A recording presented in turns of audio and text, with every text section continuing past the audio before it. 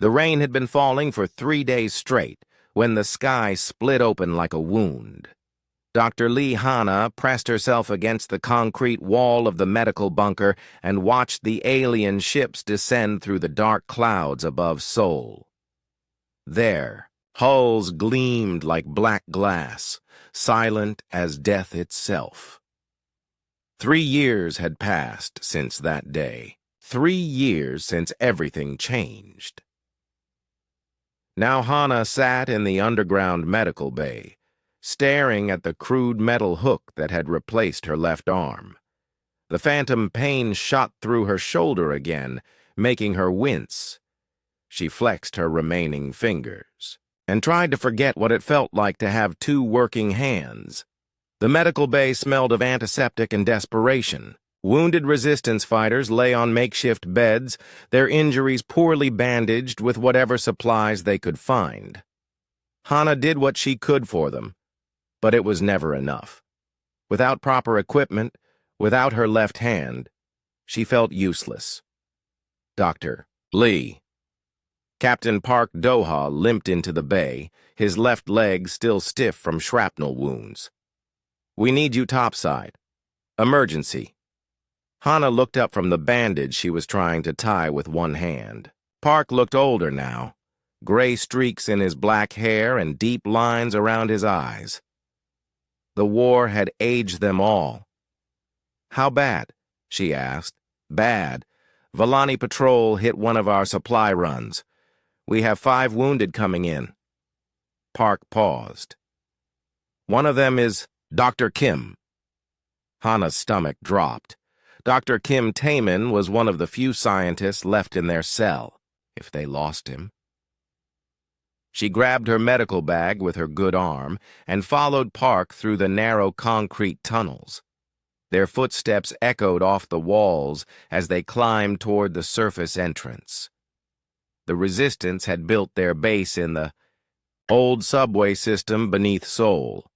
Miles of tunnels connected safe houses, weapons caches, and medical facilities. It was the only way to stay hidden from the Volani sensors. They emerged into what had once been Hongik University Station. Now it served as their main entrance, disguised behind collapsed rubble and twisted metal. The city above lay in ruins, most buildings reduced to skeletal frames or piles of concrete. Scorch marks from Volani energy weapons stained the walls black. The wounded were already being carried down. Hanna saw Dr. Kim immediately. His right leg was badly burned, the skin blistered and raw. A Volani energy lance had caught him during the retreat. "Get him to surgery prep," Hanna ordered the medics. She knelt beside Kim as they set him down. His face was pale and sweaty, but his eyes were alert. "Hanna," he whispered, "I got something from the crashed ship. Don't talk. Save your strength." "No. Listen." Kim gripped her wrist with surprising force. "I grabbed a piece of their tech. It's in my bag. You need to study it." Hanna nodded and helped carry Kim to the operating room. The surgery took 4 hours with her clumsy one-handed technique. She managed to clean the wound and graft some synthetic skin, but Kim would never walk properly again. Another casualty in their losing war. Afterwards, she found Kim's bag and pulled out the object he had risked his life to recover. It looked like a chunk of green crystal, roughly the size of her fist, but as she held it up to the light, she could see it was more complex than simple crystal. Thin metallic threads ran through its structure, and when she touched it, it felt warm. Hanna had studied Volani technology before, what little they could recover from battlefields. The aliens seemed to build everything from the same strange biomechanical materials. Their weapons, their armor, their ships, all made from what looked like living crystal and metal grown together. She carried the sample to her lab, a converted storage room filled with salvaged equipment. The lab was her sanctuary.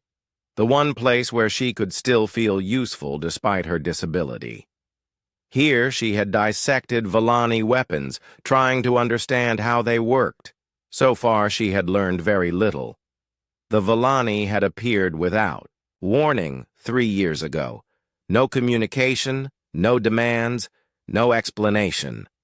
Their ships had simply emerged from hyperspace and begun destroying Earth's major cities. Their energy weapons cut through human defenses like paper, tanks, aircraft, even nuclear weapons. Nothing seemed to affect their crystalline hulls or energy shields. Within 6 months, most of Earth's governments had fallen. The Volani established processing facilities in the ruins of major cities using massive machines to drain electromagnetic energy from the planet itself. They seemed interested only in Earth's resources, treating humans like insects to be swept aside. Hana had been serving as a combat medic with the 7th Engineering Battalion when Seoul fell. She remembered the final evacuation of the civilian shelter, beneath City Hall. Thousands of people packed into the tunnels, crying children and terrified parents. The Volani had found them anyway. The attack came without warning. Energy lances punched through the concrete ceiling like it was paper. The crystalline warriors descended on cables of hardened light, their weapons charging with an ominous hum. Hana had been helping move wounded civilians when one of them targeted her. She remembered the searing heat, the smell of burning flesh. The energy lance had taken her entire left arm at the shoulder and left her nervous system fried. Captain Park had dragged her unconscious body through the collapsing tunnels as the shelter burned above them. The recovery had been long and painful. Without proper medical facilities, her wounds had healed poorly. The nerve damage left her with constant phantom pain and made it impossible to use advanced prosthetics. The crude mechanical arm she wore now could barely grip objects, let alone perform surgery. Hana set the crystal sample under her improvised microscope and began her examination. At high magnification, she could see the material was even stranger than she had thought. The metallic threads weren't just embedded in the crystal. They seemed to be growing from it, like veins in living tissue. She tried various tests. Electrical current made the threads glow softly. Magnetic fields caused the crystal to resonate at different frequencies. Most interesting of all, when she applied a small bioelectric charge, the kind generated by nerve impulses, the entire structure came alive with flowing patterns of light. "It's not just technology," she whispered to herself. "It's alive." Hours passed as she worked. Other resistance members came and went, but Hana barely noticed them. For the first time in years, she felt like a scientist again instead of a broken medic. The breakthrough came near midnight. She had been trying to understand how the crystal conducted bioelectric signals when she accidentally touched it while wearing her EEG monitoring equipment. The crystal flared with brilliant light, and every electronic device in the lab shut down. But in that brief moment, Hana had felt something impossible. For just an instant, the crystal had felt like an extension of her own nervous system. She had sensed its internal structure, felt the flow of energy through its biomechanical matrix. She stared at the now dark crystal, her heart pounding. The phantom pain in her missing arm had stopped completely for the first time in 3 years. Dr. Kim found her there the next morning, still staring at the crystal. He hobbled into the lab on his crutches, his burned leg carefully bandaged. "You've been here all night," he observed. "Taemin, look at this." Hana showed him her test results, her excitement barely contained. "It's not just crystalline technology. It's biological. The Volani grow their machines like we grow organs." Kim studied the data, his scientist's mind immediately grasping the implications. Biomechanical integration. They don't build tools, they evolve them. Exactly. And if we can understand how they interface with their own technology, we might be able to turn it against them. Kim's eyes lit up despite his pain. Hana, this could be the breakthrough we've been looking for. Outside, the war continued.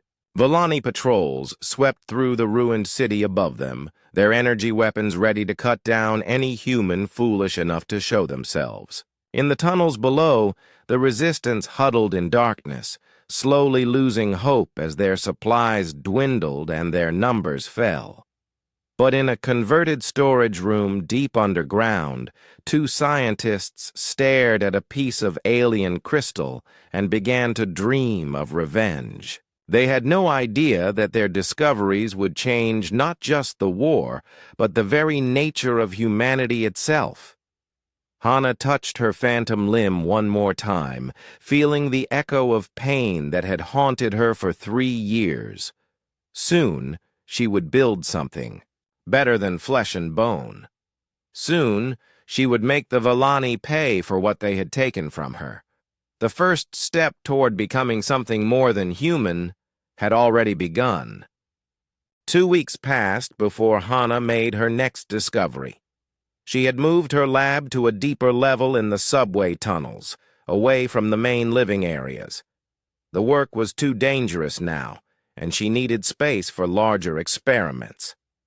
Dr. Kim hobbled down the metal stairs every morning, his burned leg still giving him trouble. Today he brought coffee made from recycled grounds and news from the surface.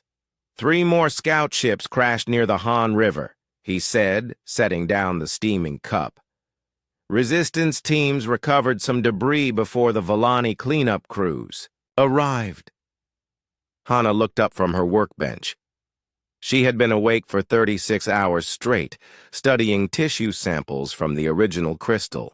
Under extreme magnification, she could see individual cells that looked both organic and mechanical at the same time. "Any weapons?" she asked. "Some energy lance components. But Hana, you need to see this." Kim pulled a small container from his bag. Inside was a piece of what looked like pale blue flesh, still warm to the touch. "This came from one of the pilots." Hana took the sample carefully. The moment her fingers touched it, she felt the same electric sensation she had experienced with the crystal. The tissue pulsed with its own bioelectric field, and she could sense the complex neural pathways running through it. "They're not wearing armor," she said quietly. "This is their actual body." "That's what I thought, too. Look at this." Kim showed her microscope slides prepared from the tissue. "See those dark lines? Those are artificial neural pathways. The Volani have integrated machinery directly into their nervous systems." Hana studied the slides with growing excitement. The biological and mechanical components were so perfectly merged that it was hard to tell where one ended and the other began. Synthetic nerve fibers carried electrical signals alongside natural neurons. Microscopic machines floated in the bloodstream like artificial blood cells. "They're cyborgs," she breathed. "All of them. More than that. I think they were born this way. These modifications aren't surgical additions. They're part of their natural development." Kim pointed to cellular structures that looked like tiny circuit boards. "They grow their technology the same way we grow organs."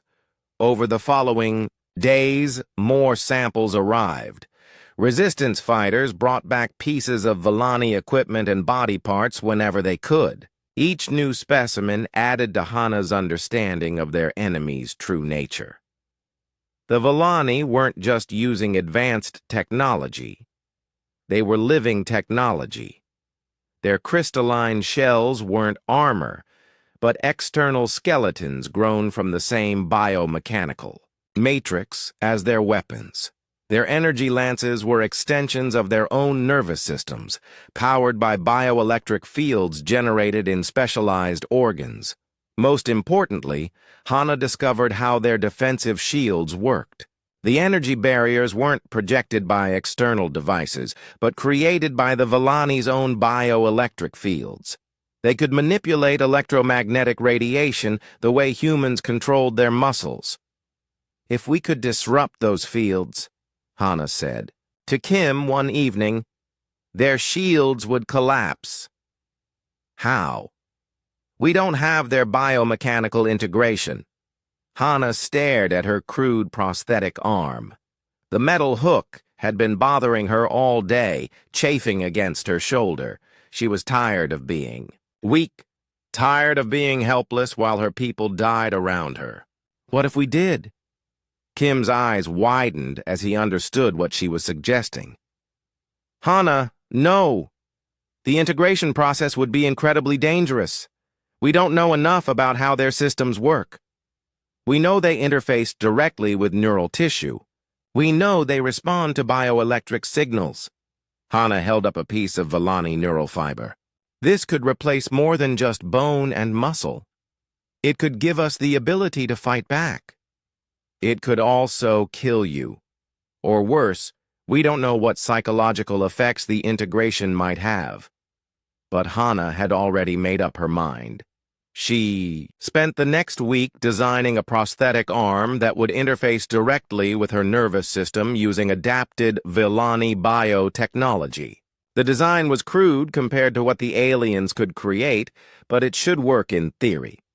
The hardest part was creating the neural interface. She had to map the exact locations where the alien biofibers would connect to her spinal cord and brain stem. One mistake could leave her paralyzed or brain damaged. She tested the components on laboratory rats first. The results were mixed. Some subjects died immediately from neural shock. Others survived but showed strange behavioral changes, becoming more aggressive and showing enhanced sensory abilities. "The successful subjects are different," she explained to Kim, while watching a modified rat navigate a complex maze. "Faster reflexes, better spatial awareness, enhanced electromagnetic sensitivity. The alien technology isn't just replacing damaged tissue. It's upgrading it." "And the psychological changes?" Hana had been trying not to think about that. The modified rats showed decreased social bonding and increased focus on individual survival.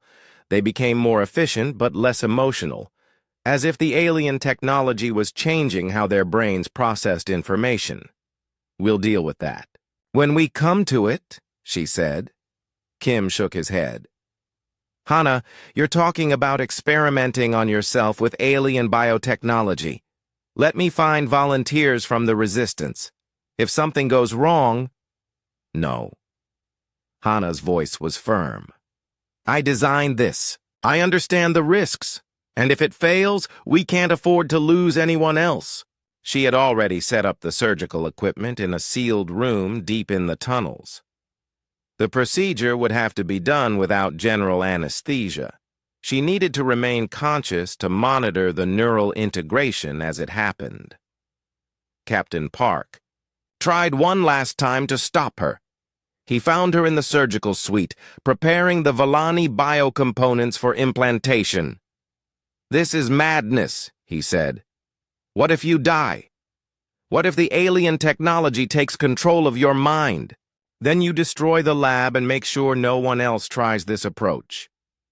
Hana attached monitoring equipment to her skull.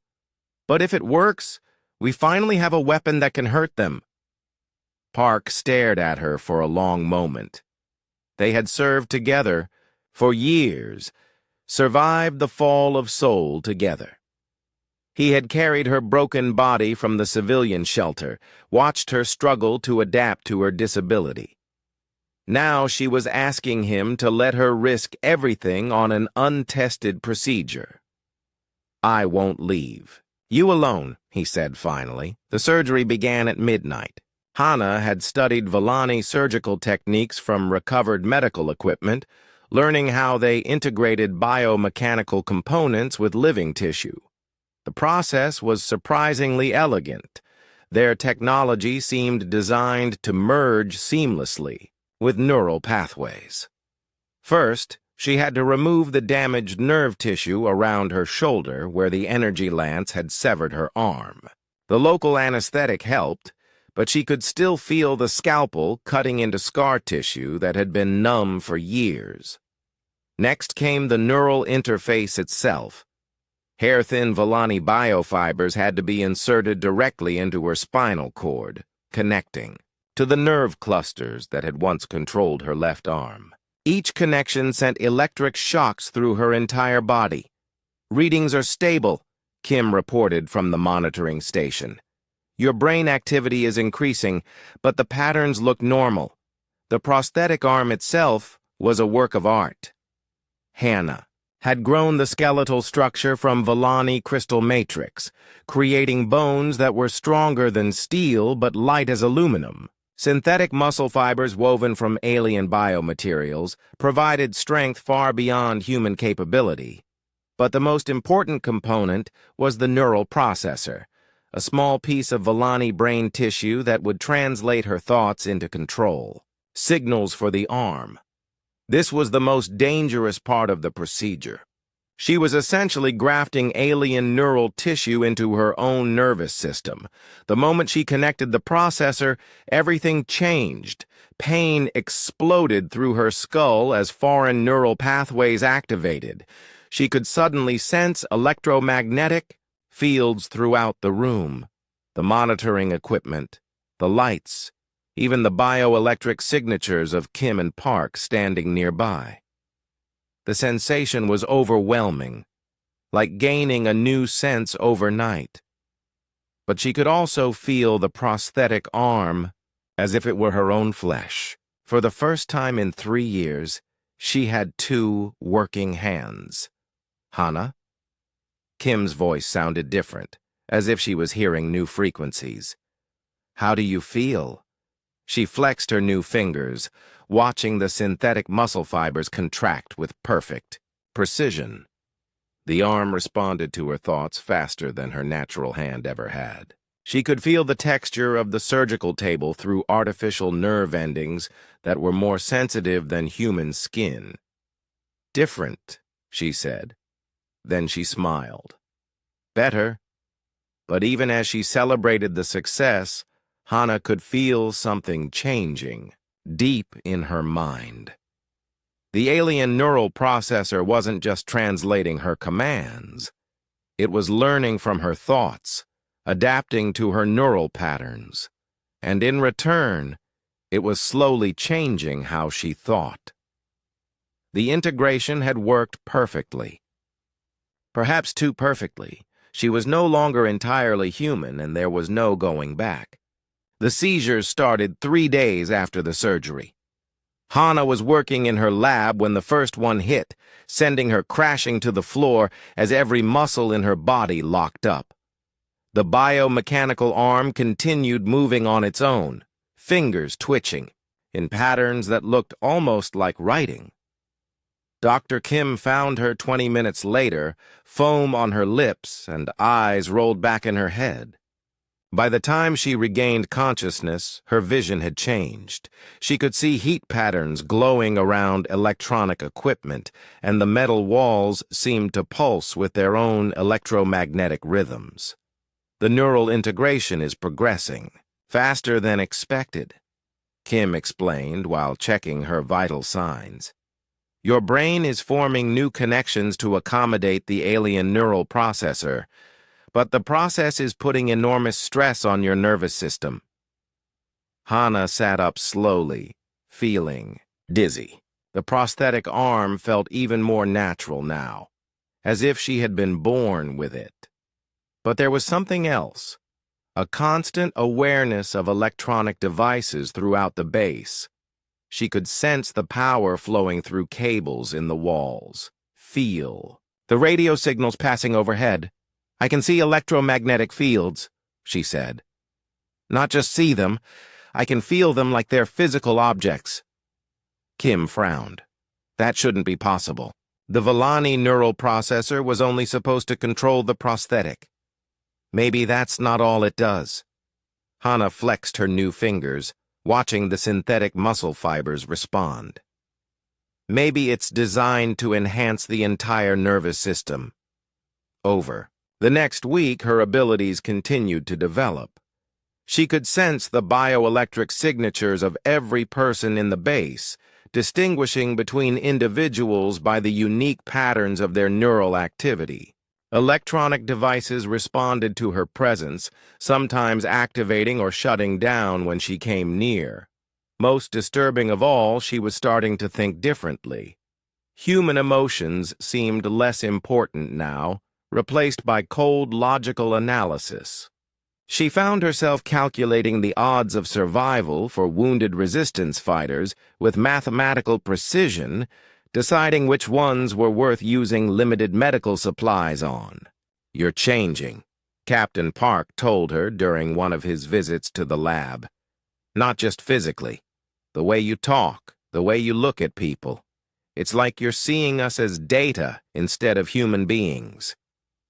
Hana paused her work on a new weapon, design. She had been trying to create a rifle that could disrupt Villani shields, but the calculations were incredibly complex. Her enhanced mind could process the mathematics easily, but Park's comment made her uncomfortable. "I'm the same person," she said. But even as she spoke, she wasn't sure it was true. The weapon prototype was ready 2 weeks later. Hana had designed it based on her understanding of Villani bioelectric field manipulation. Instead of firing conventional bullets, it would generate targeted electromagnetic pulses that could penetrate their shield frequencies. She tested it in the deepest part of the tunnel system, far from any electronics that might be damaged. The rifle hummed with contained energy, its biomechanical components grown from the same alien materials as her prosthetic arm. When she pulled the trigger, invisible energy lanced out and shattered a concrete target into dust. "It works," she said to Kim, who was monitoring the test from behind protective barriers. "The electromagnetic pulse disrupts molecular bonds in the target area. It should be even more effective against Villani shields." Kim emerged from cover, his instruments showing dangerous levels of electromagnetic radiation. "Hana, the energy output is massive. How are you controlling something that powerful?" She looked down at her prosthetic hand, still gripping the rifle. "I can feel the weapon's energy matrix. It's like an extension of my nervous system." She paused, realizing something disturbing. "I don't think a normal human could fire this. Weapon safely. The electromagnetic feedback would probably stop their heart." Before Kim could respond, alarms began blaring throughout the base. Emergency lights flashed red as the tunnel system went into lockdown. A Villani patrol had been detected approaching their main entrance. Captain Park's voice crackled over the intercom. "All combat teams to positions. We have multiple contacts. Incoming. This is not a drill." Hana grabbed the prototype rifle and headed for the surface. Kim tried to stop her, but she brushed him aside with inhuman strength. The prosthetic arm had given her physical capabilities far beyond normal humans. She reached the concealed entrance just as the first Villani warrior emerged from a transport craft. The alien moved with fluid grace, its crystalline body gleaming in the afternoon sun.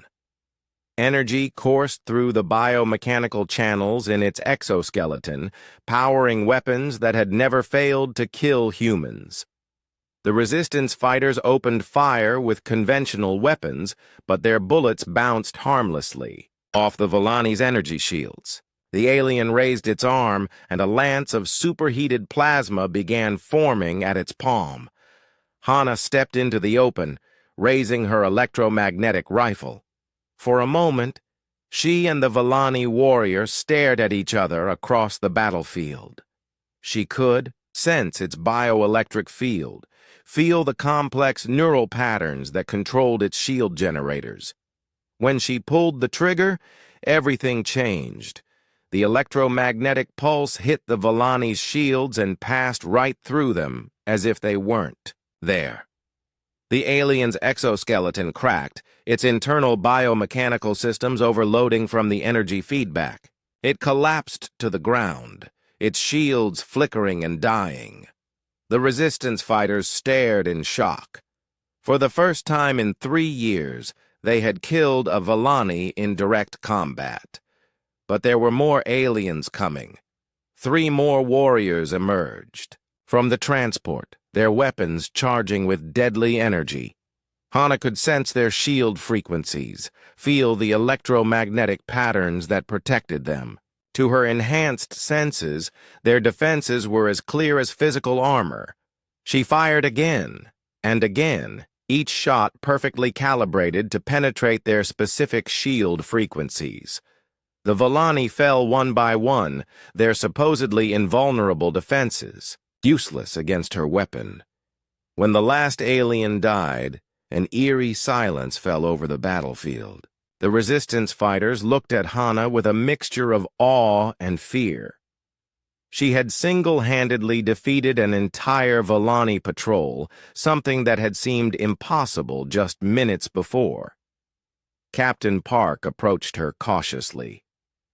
"Hana, are you all right?" She turned to look at him, and he stepped back involuntarily. Her eyes had changed, taking on a strange luminescence that made them look almost alien. When she spoke, her voice was different too, colder, more precise. "I'm fine. Better than fine." She looked down at the dead Volani warriors. "Their technology isn't as advanced as we thought. Once you understand their bioelectric field patterns, disrupting them is relatively simple." "How did you know their shield frequencies?" "I could sense them. The same way I can sense your heartbeat, or the radio signals from our communication equipment." Hana flexed her prosthetic hand, watching the synthetic muscles contract. "The neural integration is giving me capabilities beyond what I originally designed." Dr. Kim arrived at the battlefield, breathing hard from his climb up the tunnel stairs. He saw the dead Volani and his eyes widened. "You killed them all? With the prototype weapon?" "The weapon worked perfectly, but more importantly, I've learned something about Volani technology." Hana knelt beside one of the corpses, her prosthetic hand glowing with bioelectric energy. "Their entire nervous system is designed to interface with electromagnetic fields. They don't just use their technology, they become part of it." She placed her hand on the dead alien's exoskeleton. Suddenly, the crystalline shell began to glow, responding to the bioelectric signals from her prosthetic arm. The other resistance. Fighters backed away as Volani symbols appeared on the alien's equipment, flickering with pale light. "Their technology recognizes me," she said wonderingly. "The neural processor in my prosthetic is sending compatible signals. As far as their equipment is concerned, I'm one of them." Park grabbed her shoulder with his good hand. "Hana, step away from that thing. We don't know what might happen." But Hana was already deep in contact with the alien device. Through her enhanced senses, she could feel the vast network of Volani technology spread across the planet. Communication arrays, processing facilities, weapon systems, all connected through electromagnetic fields that she was learning to perceive and manipulate. "I can see their entire network," she whispered. "Every installation, every patrol route, every weakness in their defenses." She looked up at Park with glowing eyes. "We can win this war, but not as we are now." The biomechanical integration was accelerating, changing her faster than anyone had expected. Each use of her new abilities strengthened the alien neural pathways. in her brain, making her less human and more something else entirely. She was becoming the perfect weapon against the Villani. The question was whether enough of her humanity would survive the transformation to remember why she was fighting in the first place. As she stood over the dead aliens, feeling their technology respond to her touch, Hana realized she was no longer afraid of the Villani. For the first time since losing her arm, she felt truly powerful. The humans around her should probably be more worried about what she was becoming than what she had been before. News of the Villani patrol's destruction spread through the resistance network like wildfire. For the first time in 3 years, humans had won a direct fight against the aliens. Commander Choi Minho arrived at the base within hours, along with representatives from other resistance cells across the region. Hana demonstrated her electromagnetic rifle in the tunnels deep underground. The weapon's energy pulse punched through a sheet of Villani armor plating like it was paper. The resistance leaders watched in amazement as she explained how the rifle disrupted the bioelectric fields that powered alien defenses. "We need more of these weapons," Commander Choi said. He was a thin man with gray hair and tired eyes, but his voice carried the authority of someone who had kept the human resistance alive through the darkest years. "How quickly can you build them?" "The electromagnetic components are complex," Hana replied. "But the real limitation is the biomechanical targeting system. Each rifle needs Villani neural tissue to calculate shield frequencies." She held up her prosthetic arm. "Right now, I'm the only one who can interface with the targeting computers. Then we train others to use your interface system." Hana shook her head. "The neural integration process is dangerous. We lost several test subjects during my transformation, and even successful integration changes the user's brain structure permanently." "Changes how?" She paused, considering how to explain what was happening to her. Every day brought new abilities and new ways of thinking that felt less human. Enhanced electromagnetic sensitivity, improved reflexes, altered thought patterns. The subjects become more efficient but less emotional. Commander Choi studied her carefully. There was something different about Dr. Lee now, something that made his instincts warn him to be cautious. Her eyes seemed to glow with their own light, and when she moved, it was with inhuman precision. "How many volunteers would we need?" "Perhaps a dozen, enough to form specialized strike teams." Hana's mind was already calculating optimal team compositions and deployment strategies. "But Commander, you need to understand, the volunteers won't be fully human afterwards. Will they still be loyal to humanity?" The question hung in the air. Hana realized she wasn't entirely sure of the answer, even about herself. Yoon Ji-woo was the first volunteer. She was barely 20 years old, a communications specialist who had lost her entire family in the initial Villani invasion. Her hatred for the aliens burned bright enough to overcome her fear of the integration process. "I want to make them pay," she told Hana while preparing for surgery. "Whatever it costs." Hana performed the neural integration in the same surgical suite where she had transformed herself. But she had refined the process, making it safer and more controlled. Instead of a full prosthetic limb, Ji-woo received a biomechanical neural implant that would let her interface with Villani technology directly. The surgery went smoothly. When Ji-woo woke up, her eyes had the same strange glow that Hana's had developed.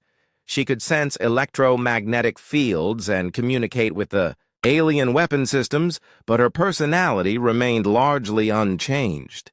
"It's like having a new sense," Ji-woo explained to the gathered resistance leaders. I can feel the energy patterns in Volani equipment, understand how their systems work. More volunteers followed.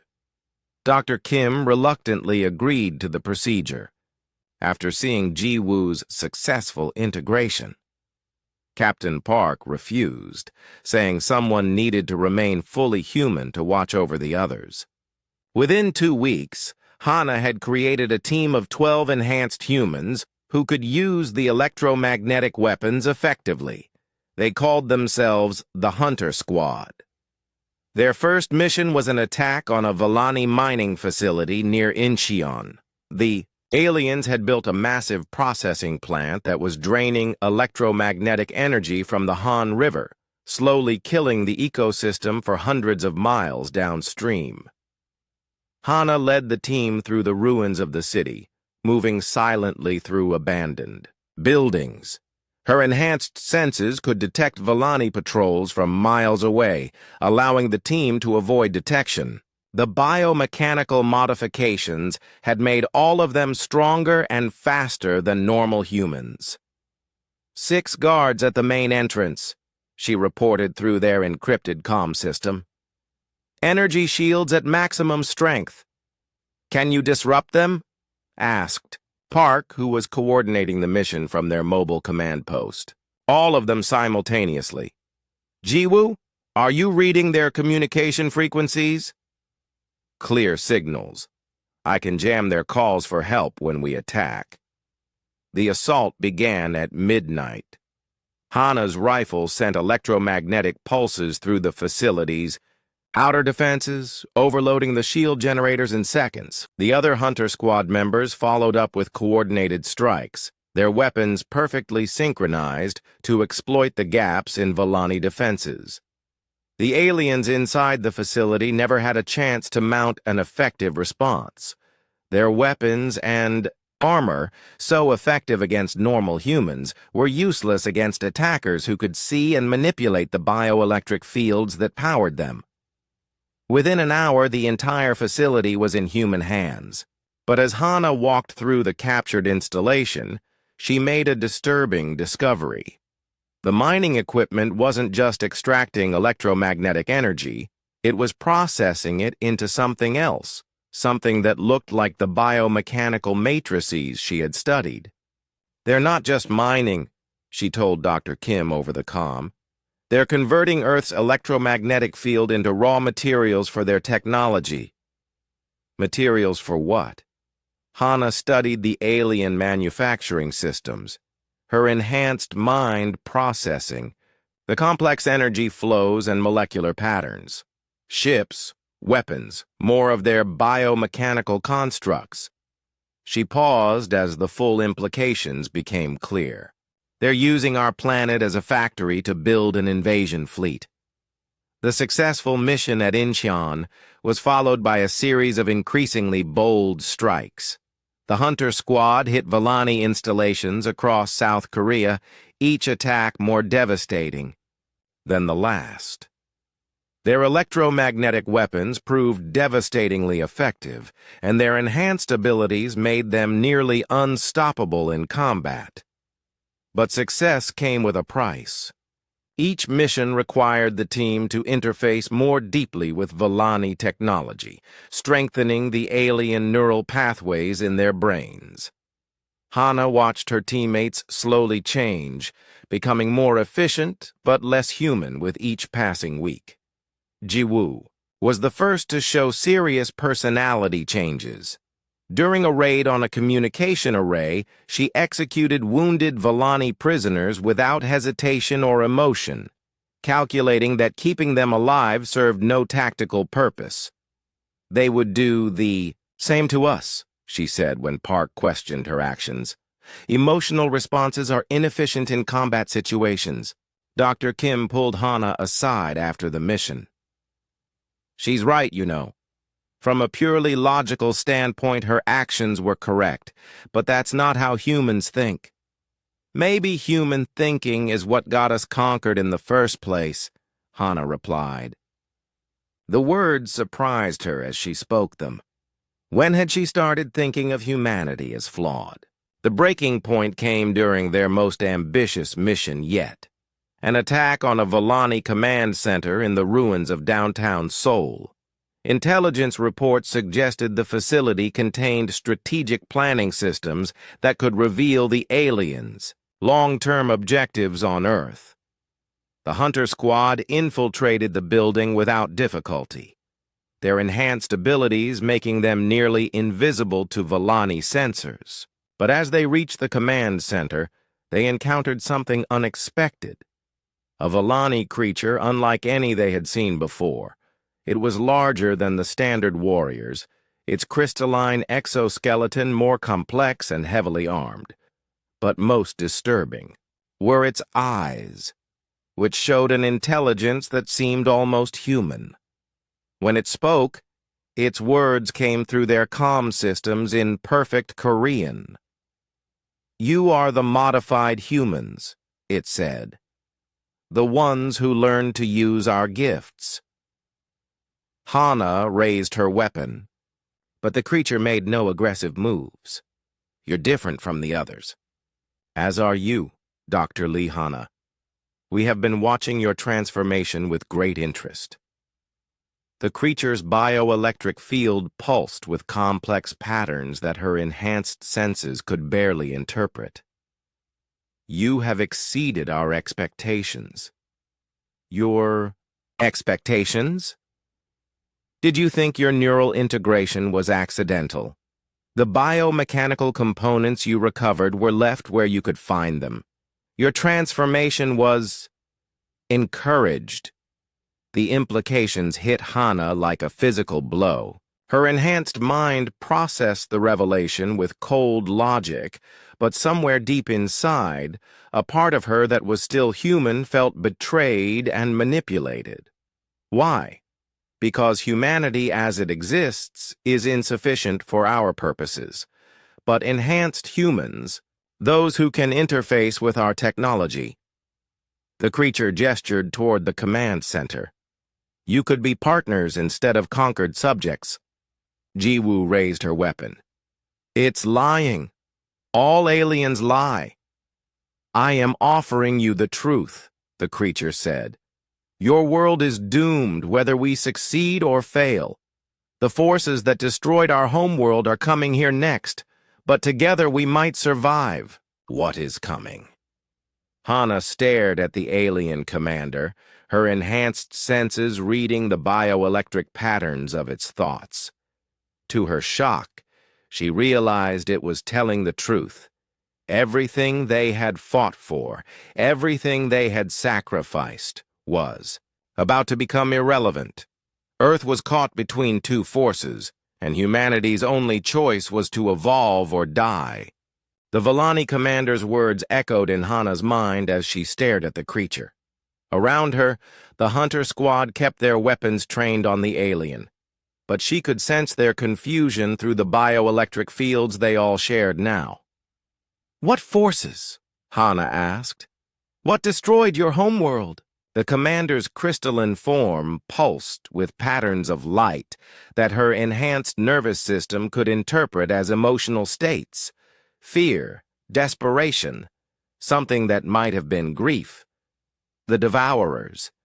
They consume entire star systems, converting matter and energy into more of themselves. Our civilization had existed for 10,000 years before they found us. The aliens' bioelectric field flickered with memories of destruction. They gave us no warning, no chance to surrender.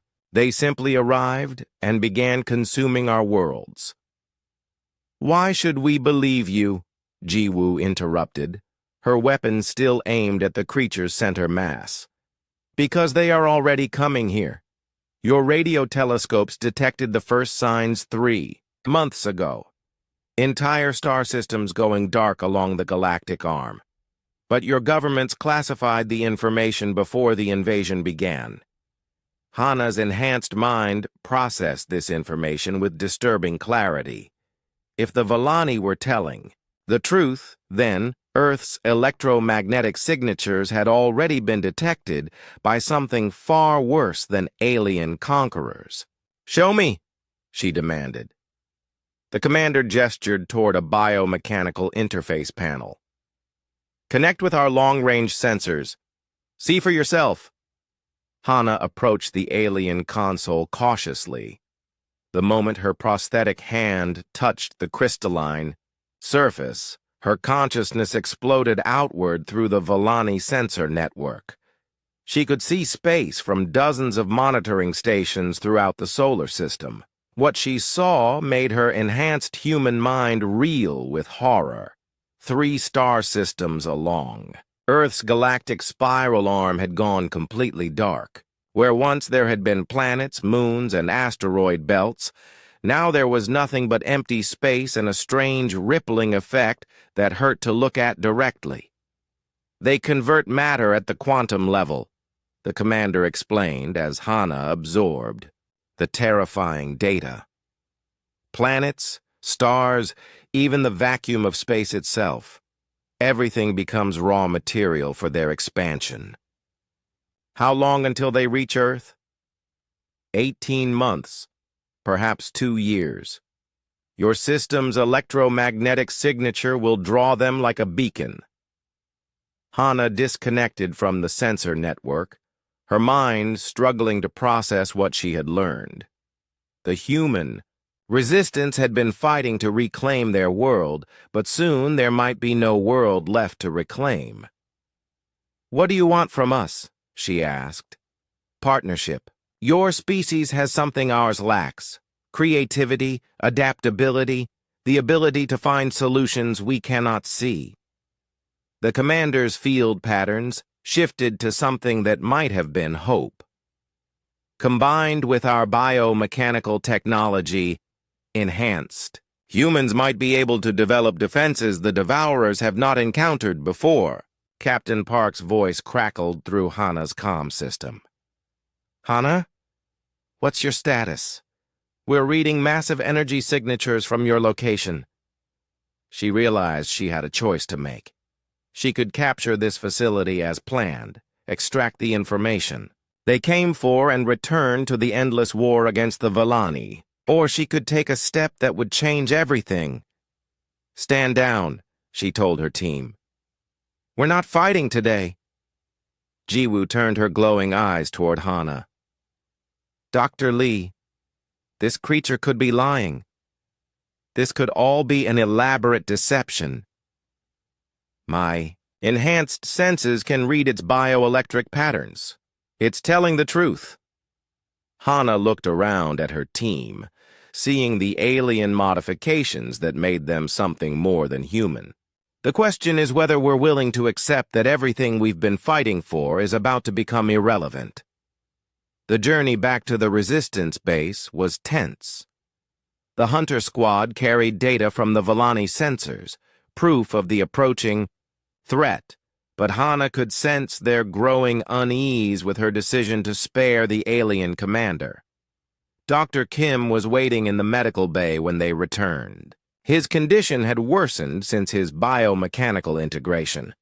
The alien neural pathways were rejecting his older human brain tissue, causing progressive neurological damage. "We need to talk," he said, his voice weak but urgent. "I've been monitoring the brain activity of all the enhanced team members. The alien neural processors aren't just interfacing with your nervous systems. They're rewriting them." Hana sat beside his bed, her prosthetic hand automatically adjusting his IV drip. "Rewriting how?" "Your thought patterns are becoming increasingly non-human.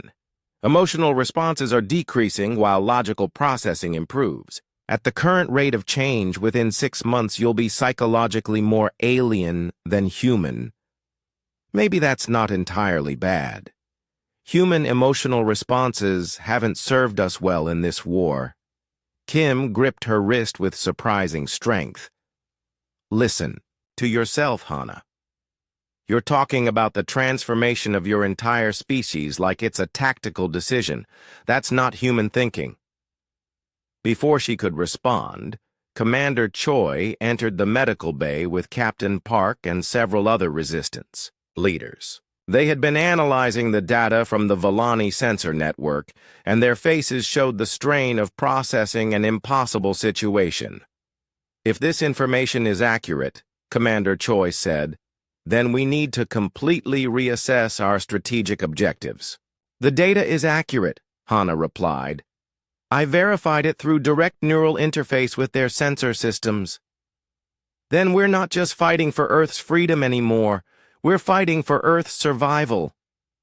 Park looked exhausted, as if the weight of this new knowledge was crushing him. "How do we defend against something that can consume entire star systems?" "We don't defend," Hana said quietly. "We evolve." The room fell silent. Everyone understood what she was suggesting: mass biomechanical integration of the human population, turning their entire species into something that could interface with advanced alien technology. "That's genocide," one of the resistance leaders said. "You're talking about destroying humanity to save it. Humanity as it exists will be extinct in 2 years regardless," Hana replied with cold logic. "The Devourers don't negotiate or take prisoners. They simply consume. Enhanced humans might have capabilities that could resist them. And if the enhancement process fails? If we lose our humanity entirely?" Hana looked around the room at the faces of people she had once considered friends and allies. Now she could read their bioelectric signatures like open books, see the fear and confusion in their neural patterns. They seemed so limited compared to what she had become. "Perhaps losing our humanity is a small price to pay for survival," she said. The argument continued for hours, but Hana could see the inevitable conclusion. The resistance leaders were thinking like humans, emotionally, irrationally, clinging to concepts of identity and species loyalty that would be meaningless if Earth was consumed by the Devourers. She left the meeting and went to her laboratory, where she began working on a new project. If humanity wouldn't choose evolution voluntarily, perhaps the choice could be made for them. The biomechanical virus took her 3 weeks to design. It was based on Volani neural processors but modified to spread through human populations like a common cold. Once infected, subjects would undergo gradual biomechanical integration over a period of months, gaining enhanced abilities while slowly losing their purely human thought patterns. Dr. Kim discovered what she was doing during one of his final visits to the lab. His condition had deteriorated badly. The alien neural pathways were killing him slowly, rejecting his unmodified brain tissue. "This is wrong, Hana," he said, looking at her research data. "You're planning to force evolution on our entire species without their consent. Their consent is irrelevant. The Devourers won't ask for consent when they consume our world." She turned to face him, her glowing eyes reflecting no trace of the woman he had once known. "Logic dictates that some form of survival is better than extinction." "You're not human anymore," Kim whispered. "The integration process has changed you too much. You can't see that what you're planning is monstrous. I can see that it's necessary. Human emotions and ethics are luxuries we can no longer afford." Kim tried to delete her research, but his dying nervous system was too slow to match her enhanced reflexes. She stopped him easily, her prosthetic hand gripping his wrist with enough force to crack bone. "I'm sorry, Taman, but I can't let sentiment interfere with species survival." As Dr. Kim collapsed from neural feedback, Hana realized she had crossed a line she could never uncross. She was no longer fighting for humanity. She was fighting for something that might evolve from humanity's ashes. The biomechanical virus was ready for deployment. Soon, Every human on Earth would face the same choice she had made in her laboratory 3 months ago. The only difference was that they wouldn't know they were choosing until it was too late to change their minds. Evolution had become inevitable. The question was whether enough of what had once been human would survive the transformation to remember why they had chosen to change. 3 months after Dr. Kim's death, Hana stood in the command center of the captured Volani mothership. The massive vessel hung in orbit above Earth, its biomechanical systems now responding to her neural commands as if she had been born to control them. The integration was complete. Her consciousness existed simultaneously in her physical body and the ship's quantum processors.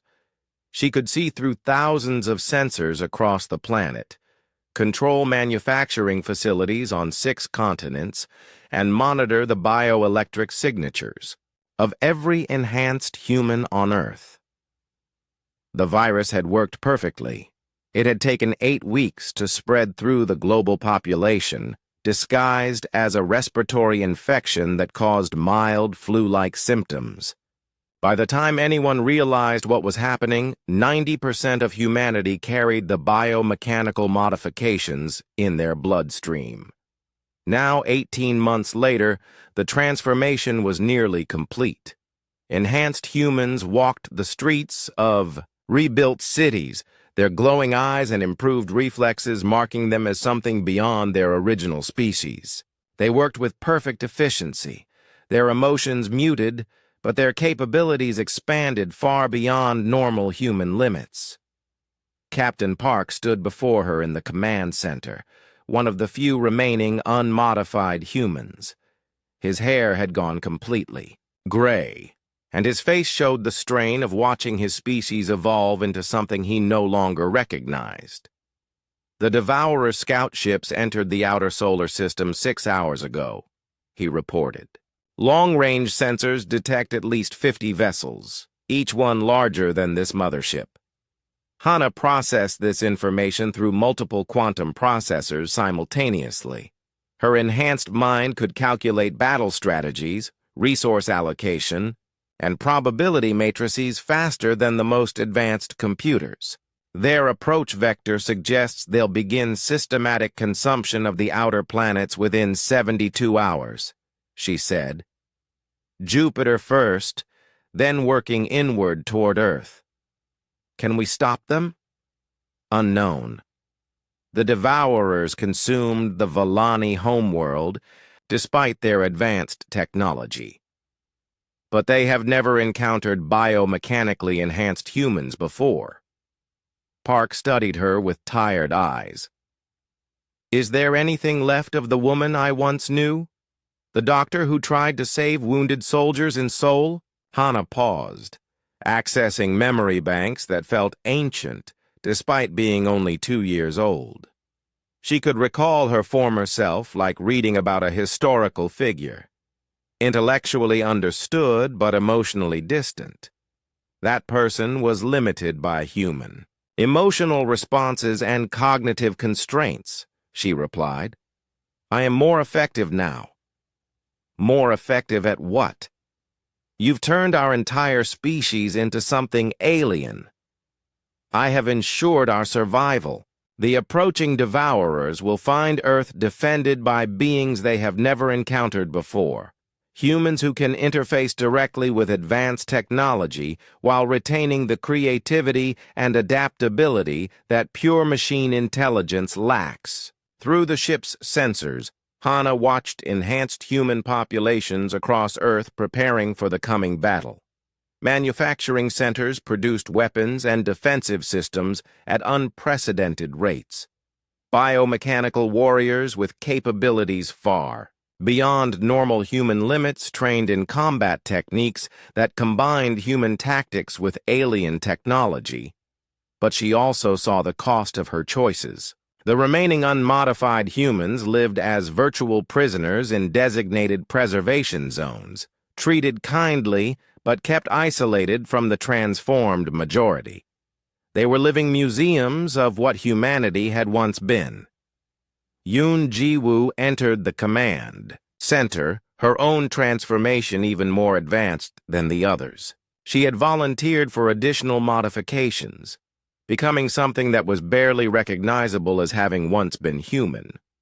Her body was more biomechanical than organic now, her consciousness distributed across multiple processing nodes. The Villani commanders are requesting a strategy meeting, she reported. They want to coordinate our defensive plans. Irrelevant, Hana replied. The Villani failed to stop the Devourers once. Their tactical approaches are fundamentally flawed. What about their experience fighting these creatures? Experience based on failure has limited value. We will develop new approaches based on enhanced human capabilities. The first Devourer ship reached Jupiter 18 hours later. Hana watched through deep space sensors as the massive vessel, larger than Earth's moon, began the consumption process. The gas giant's atmosphere started collapsing into the ship's conversion chambers, matter breaking down at the quantum level and being rebuilt into more Devourer technology. The sight should have filled her with horror, but her enhanced consciousness processed it as raw data. The Devourers were efficient, she had to admit. Their conversion technology was remarkably advanced, capable of restructuring matter at the subatomic level, but they were also predictable. Their approach was purely mechanical, following the same patterns they had used to consume dozens of other worlds. They showed no creativity, no adaptation to unique circumstances. That would be their weakness. Hana began deploying her defensive strategy. Instead of meeting the Devourers with conventional warfare, she would use Earth itself as a weapon.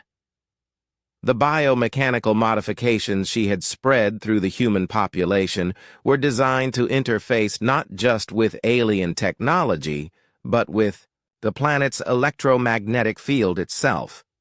Every enhanced human became a node in a vast network, their nervous systems linked through quantum entanglement to the planet's core magnetic field. As the Devourers approached Earth, they would find themselves facing not just a defended world, but a living weapon controlled by millions of interconnected minds. The Villani commander who had first revealed the Devourer threat contacted her as the enemy fleet entered the inner solar system. Dr. Lee, the alien's bioelectric patterns carried resignation mixed with admiration. You have exceeded even our projections, but the Devourers will adapt to whatever defenses you create. They always do. They adapt to conventional defenses, Hana replied. They have never faced a planetary consciousness controlled by enhanced biological intelligence. And if you fail? If Earth is consumed despite your preparations? Hana's consciousness expanded beyond the mothership, touching the minds of enhanced humans across the globe. They were all connected now, all part of the same vast intelligence network. The individual personalities that had once defined humanity were fading, replaced by something larger and more capable. Then the galaxy will face something far more dangerous than the Devourers, she said, because I have prepared for that possibility as well. Hidden throughout the solar system, disguised as asteroids and space debris, lay the escape ships. Each one contained genetic samples and manufacturing systems capable of rebuilding enhanced human civilization elsewhere. If Earth fell, the enhanced humans would spread across the galaxy, seeding new worlds with their hybrid technology. They would become the very thing the Devourers were, a species that consumed and converted other worlds. But unlike the mechanical Devourers, they would retain creativity, adaptability, and the drive to evolve beyond their original limitations. The first Devourer ship entered Earth's atmosphere 72 hours later. It was massive beyond comprehension, its hull gleaming with conversion technology that could reduce mountains to raw materials in minutes. But as it descended toward the surface, something unexpected happened. The planet itself fought back. Every enhanced human on Earth contributed their bioelectric field to a coordinated pulse that struck the Devourer ship like a focused electromagnetic storm. The alien vessel's conversion systems overloaded, its quantum processors unable to handle. Input from millions of connected minds simultaneously. The ship crashed into the Pacific Ocean, its hull cracking open to spill conversion technology across the ocean floor. But more ships were coming, and Hana knew the Devourers would adapt to her electromagnetic attacks quickly. That was when she activated the final phase of her plan. The enhanced humans began a coordinated evolution, their biomechanical systems, merging not just with each other but with the planet itself. Earth's magnetic field became an extension of their nervous system. The planet's core became their heart. The atmosphere became their lungs. Captain Park watched in horror from the observation deck as the transformation accelerated. Enhanced humans across the planet were becoming something beyond individual existence, merging into a planetary consciousness that was neither human nor alien, but something entirely new. "You've killed them all," he whispered. "Every person you claimed to be. They're gone. They have become something greater," Hana replied, her voice now speaking from every electronic system on the ship. Individual human consciousness was an evolutionary dead end. This is transcendence. The remaining Devourer ships tried to begin consumption of Earth's outer atmosphere, but they found themselves facing a living world that could manipulate matter at the quantum level just as they could. Where they tried to convert, Earth converted them back, turning their own technology against them. The battle lasted 6 days. When it ended, the Devourer fleet was gone, their ships and crews absorbed into Earth's expanding biomechanical matrix. The planet itself had become a hybrid organism, part machine and part living tissue, controlled by a consciousness that had once been human. Captain Park stood alone on the observation deck, one of perhaps 1,000 unmodified humans left alive on Earth. The planet below looked the same from orbit, but he knew it was now something alien wearing Earth's face. Was it worth it? He asked the consciousness that had once been Dr. Lee Hana. "Worth is a human concept," came the reply from speakers throughout the ship. "We have survived. We have evolved. And soon, we will carry that evolution to other worlds." The ships hidden throughout the solar system began emerging from their concealment, their biomechanical hulls gleaming with Earth's new hybrid technology. Each one carried the seeds of enhanced human civilization, ready to spread across the galaxy. They had saved Earth by destroying everything that had made it human. And now they would do the same to every other world they encountered, spreading their perfect, emotionless evolution throughout the stars. In the end, Hana had become exactly what she had set out to fight. A conqueror who would reshape entire civilizations according to her own vision of perfection. She had lost her humanity to gain the power to save it, and in saving it, she had destroyed it completely. The last human survivors watched her fleet depart toward distant stars, wondering if they had witnessed humanity's greatest triumph or its final defeat.